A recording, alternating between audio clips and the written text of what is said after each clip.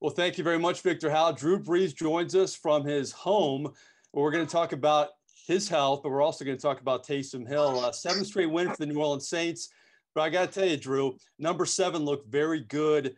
What were your impressions of Taysom Hill's first career start?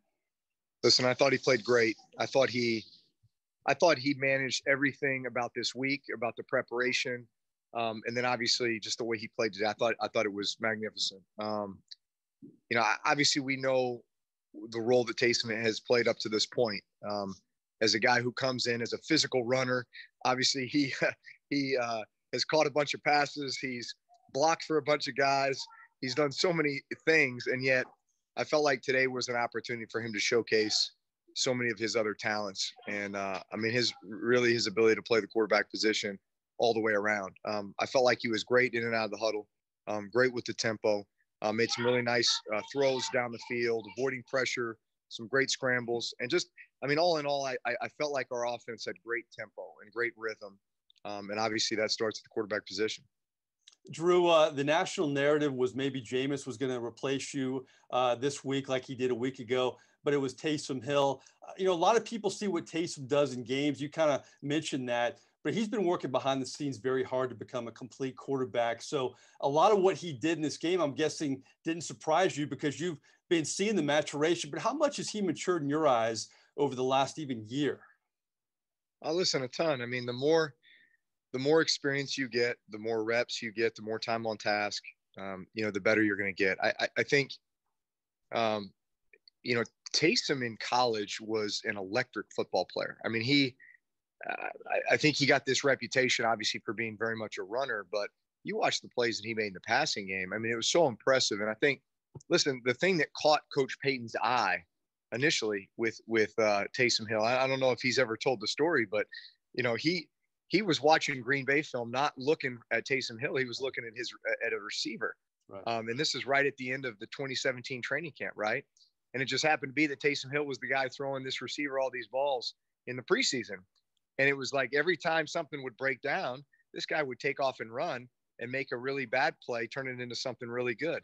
And so, I think Sean immediately saw, kind of his talent and his knack for just making good things happen and making good decisions. And obviously he's been in so many different roles on our team here over the last 3-4 years, but all the while continuing to prep and prepare for the opportunity to at some point start at quarterback. And again, I think just if you could have watched the way that he worked and the way that he prepared this entire week, man, it was so diligent. It was so disciplined. And I think we all felt like he was going to come out and play great today, which he did. Drew, I've done a lot of interviews with you over the last over a decade that we've been doing these post-game interviews. I've never seen you as down as you were a week ago. Just assess your progress and your mental state, dealing with this injury a week later compared to last week. Yeah, the toughest part about it is when you feel like, your body just shuts down on you, which is basically what happened. When you have broken ribs on both sides and then obviously the collapsed lung, it wasn't that I felt like, man, I'm pushing through, and yet my body just completely locked up on me. I couldn't rotate, I couldn't throw. And so for that to happen during the course of the game, you just, man, it was so upsetting, obviously so depressing. I wanted to be there for my team. But I also knew that, man, this is my body telling me that, man, you need to heal, and obviously that's the case with the ribs and with the lung, but things are progressing. I don't know how long it's going to be. I'm honestly just taking it one day at a time. Obviously I have a great medical team that I'm getting great advice from. And so there is the healing process that needs to take place, but man, my mentality is to push it as much as we can. And I can tell you this, our team, obviously look at this season, right? Look at what we've had to endure. All the guys that have, been out for whatever reason, whether it be COVID related or injury related. And man, guys stepping up, the team continuing to grow, mature, find ways to win games.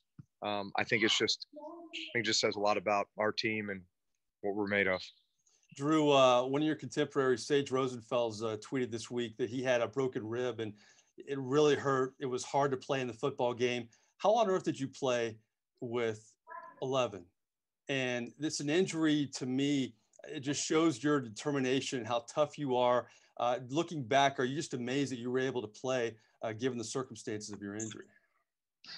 I mean, you just go to another place, and you just have such a singular focus, and that is, man, how can I be out here to represent my team, to be here for my teammates, and again, I've never been in a situation where all of a sudden my body just shuts down on me like that. I mean, listen, everybody who's played football, I mean, first off, the injury rate's 100%, right?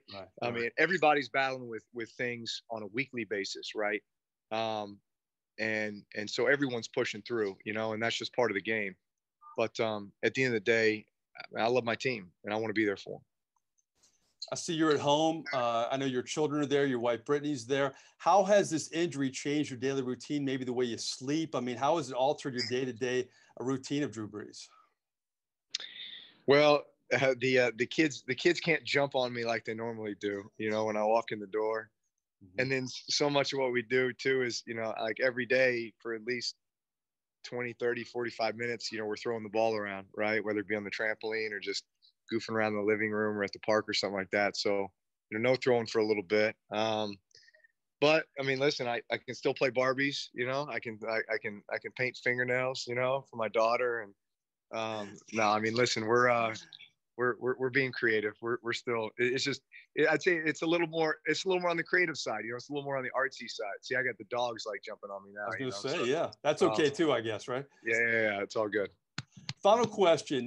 This team has stepped up all year. We saw it with Michael Thomas. We've seen it on defense. Marshawn Lattimore in this game. If this team continues to play well, will that impact your return at all? No, I mean, listen, I am going to get back as soon as I can, right. As soon as I'm healthy.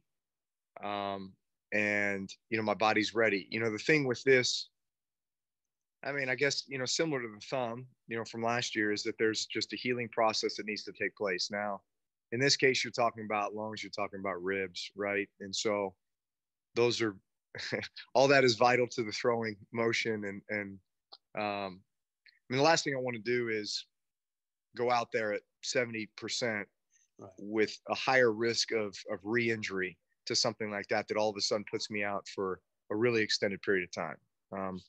Or you're talking about your organs then at that point, so it's just like, I'm wanting to be very cautious, right. But very optimistic and aggressive, just in my mindset of, man, pressing it every day, sense of urgency. There's definitely a sense of urgency to get back.